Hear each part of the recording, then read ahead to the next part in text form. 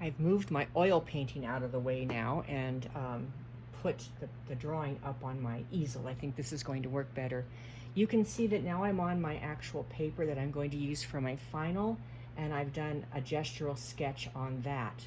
I've drawn it a little bit bigger than I probably would have just because I want you to be able to see it better. And I've got my computer open to the right here, which is standing in for what would have been an actual still life in class. Some of you are probably thinking, I don't like still lifes. I don't want to do a still life. They're boring. They're only as boring as you make them. And I actually find them very, very interesting. When I was in college for my first year, I had a professor who had us draw the same thing the entire semester. It was bones and bottles and bottles and bones. And I started thinking the same way that some of you probably are. Oh, this is going to be so boring. But what I learned in that time was to be able to see, because a lot of unlocking the mystery of drawing is learning to see. So that's what we're going to be doing with our rendering projects. Rendering just means, again, that you are making reality of something that isn't real. So this paper isn't really bags and onions. It's just a two-dimensional paper. But we are going to be making it, we're rendering it into something that it didn't start out being. So you can see I have my nice soft shapes. They're probably fairly accurate because I've been doing this longer than you have, but your shapes might not end up being accurate. And again, because we've made it very, very light, it's really easy to come along here and erase a little section out and just get rid of it, because we haven't made any final lines. Final lines are very hard to erase. So this is why now we are just looking at our shapes, our spatial relationships, our negative space, and then we begin to define. So what I would do is I'm going to come in and I can start shading in a little bit, but not quite yet. I want to make sure I have everything correct.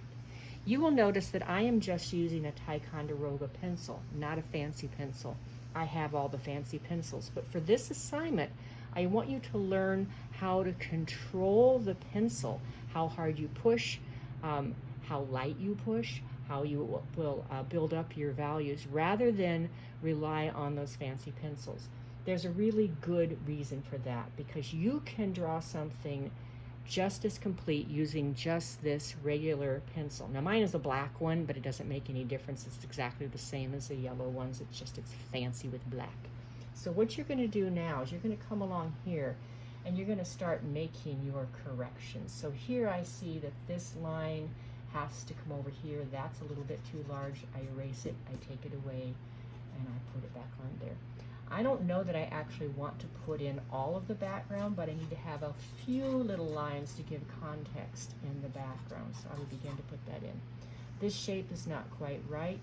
This is a little bit too round here. It's got to come down a little bit more, so this will disappear. I don't really need to erase it though. It's right in that area of the shadow. And as I said before, these little noses are going to be fairly light.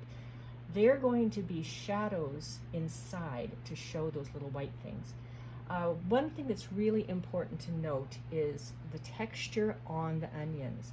The tendency for beginning students to add this texture a little bit too strong is very, very, very easily done, because you see it's got these little lines, but those lines are barely there.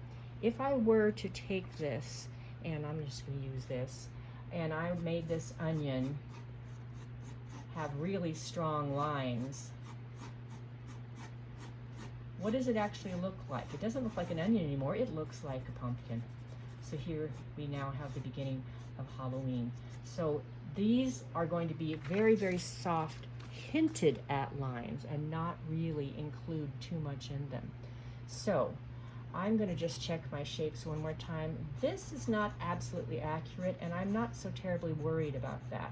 When you're drawing something such as this bag, it isn't necessary to be absolutely 100% exact, because it's not like a portrait. This bag's mother is not going to come and say, oh, you didn't draw my son bag correctly. So you don't have to worry about that. As I said before, your highlights are already there. I have a highlight here, I have some highlights in here, I have some highlights over here. Those you don't want to fill in. leave those out. So what I usually begin when I start shading is I begin by defining my edges. Nothing in reality has an outline around it. It has values that define the edges. This is why value is very important. Value just means your lights and your darks. I'm not used to drawing up this way. So I'm going to define the edge of this lighter onion in the bag by putting in some of the shading around that onion. When you notice on the end of the bag here, you may not be using the same photo that I'm using, but this little edge right here, which I wish I could show you on the photo, but I can't, is going to be lighter. So you're not going to take that shading all the way out to the edge. While it is in shadow, it is not as dark as the rest of the shadow. So I'm going to come along here and I'm going to start building that up. The bag is going to come over part of the onion, and then there's going to be a shadow from all of the little thingies hanging out here. That's where it used to connect, I think, to, no, that's the other end. I don't know how it works. Yes, it does connect to the plant there. So I begin to do that. So I would just begin to start building up my values. A lot of times students want to go and make it all one color at the very beginning. You want to build it up. You want to go over and over and over, especially in the dark areas, so that it doesn't look unnatural. If you notice, my pencil is going more than one direction because I'm building up those values, okay? I'm not going to videotape all the way to the end of this. I'm going to just take little vignettes and put them together. But I want you to see again, don't outline. Shade to make things look like they have dimension, even though again, we're working on a two-dimensional surface. But we are going to fool everybody into believing that this is a three-dimensional subject when we are finished.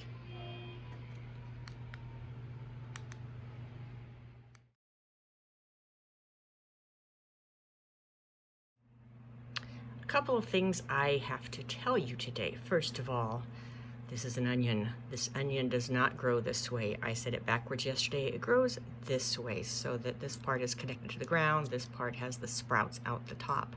This is actually that onion right there, so it's one of the stars of our show. And also, notice how this onion really isn't round. If you go this way, it's round, but here, it's a little bit oblong. So as I said, you want to actually look at shapes and not just assume you know what they look like, because they don't always fit with what we think. I also wanted to show you how in the bag right here, this is not a finished shading, but because this whole area is in shadow, what I've done is laid down just a soft, dark tone that I can later work into. If you look at that bag in the photograph, you'll notice there are a lot of little subtle changes in it, which I don't really have in yet. But this will help you really dive into your picture a little bit more quickly, because if you were to shade everything in its little bits here, it's going to take forever. But what I also don't want you to do in this is just make it all one value and assume that that's going to work, because that wouldn't really work for what's happening. Secondly, I forgot to mention this when I began. I think it's on the PowerPoint. For this year, unless you're using charcoal, I don't want you to use your fingers to smudge. When you smudge with your fingers, it does make a nice tone, but what tends to happen is it's just one value, and you don't generally go back in and add to it.